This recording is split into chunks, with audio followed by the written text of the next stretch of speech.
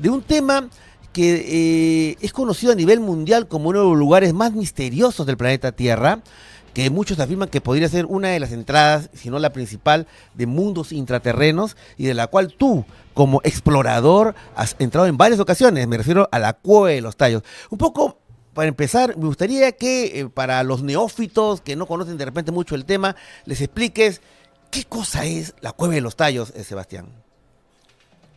Claro, Anthony. Bueno, la Cueva de los Tallos, tal como tú me dices, es uno de los misterios más grandes que tiene el planeta.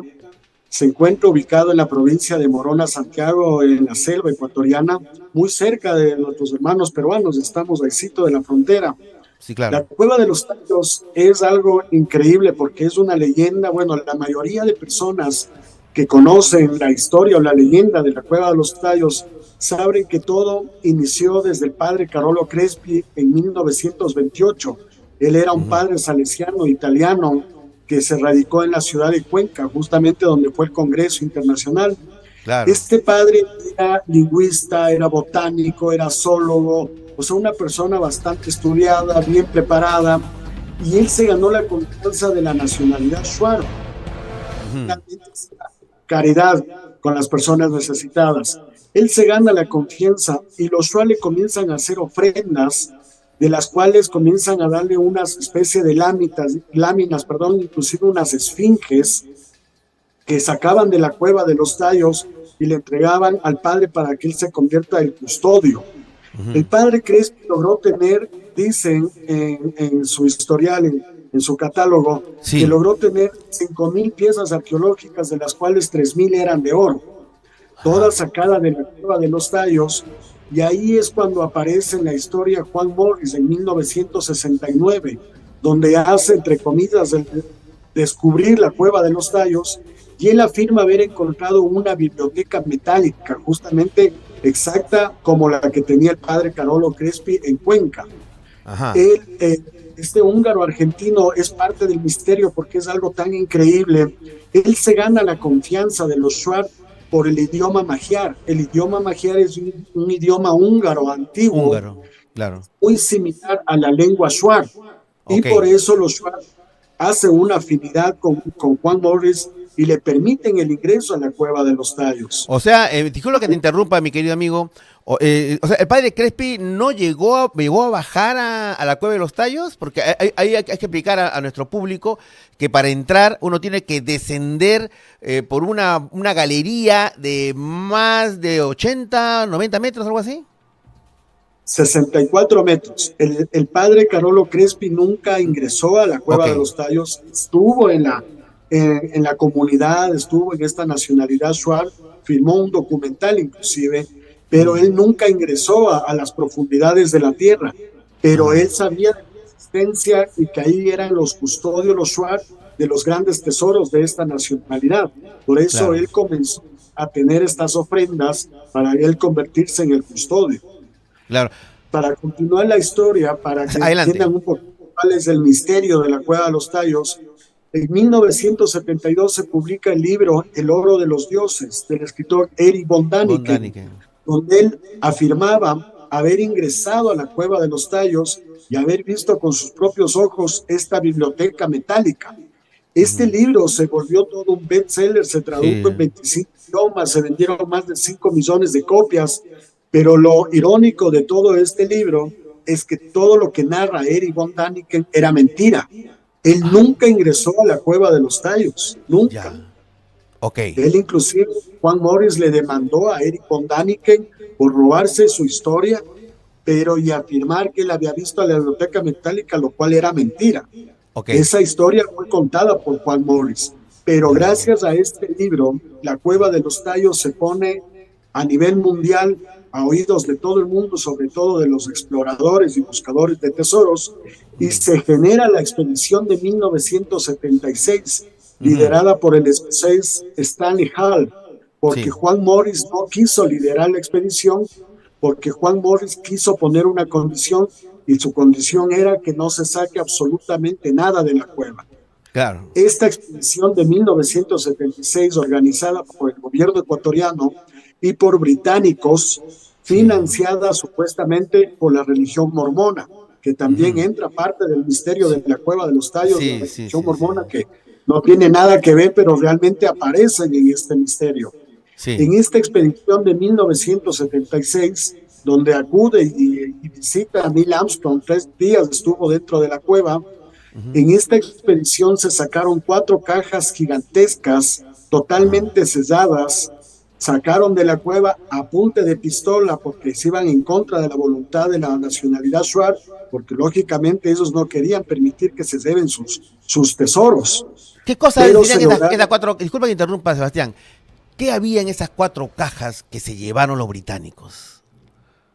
bueno, simplemente se transforma ahora en una leyenda, ¿no? Porque lo único que se tiene es la vivencia de los Shuar más antiguos.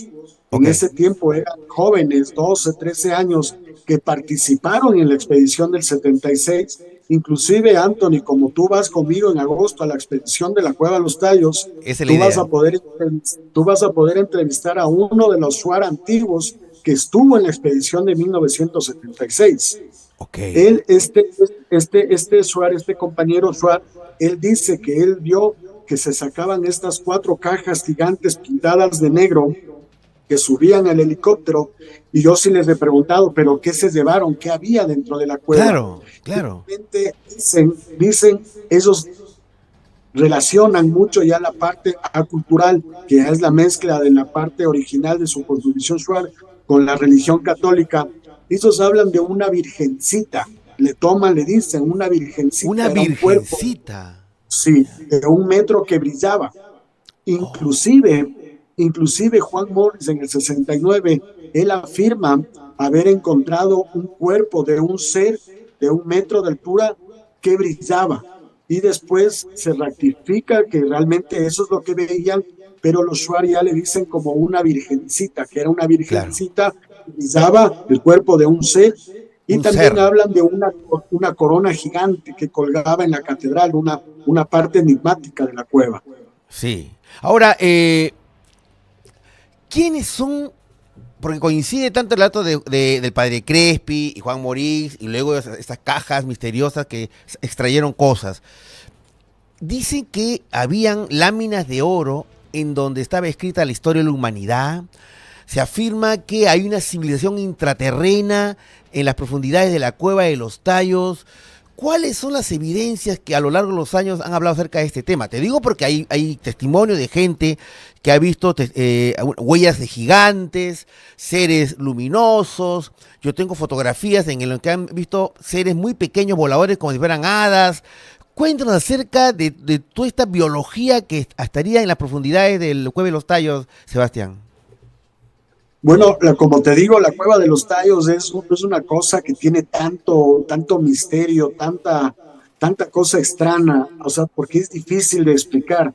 Claro. Empezando con las láminas de oro, sí, se encontraron estas láminas, el padre Carolo Crespi tenía, y que un misterioso incendio desapareció toda esta evidencia, todos estos hallazgos arqueológicos, y es parte de una conspiración que hablan muchísimo de la Cueva de los Tallos, porque inclusive le meten al Vaticano, le meten nuevamente a la religión mormona y le meten inclusive a autoridades del gobierno del Ecuador en ese tiempo del Ok. 76, más o Ujú. menos, porque Claro. dicen que incluso en este tesoro que tenía el padre Carolo Crispi, hay este incendio en la parroquia de María Auxiliadora, donde desaparece todo el tesoro.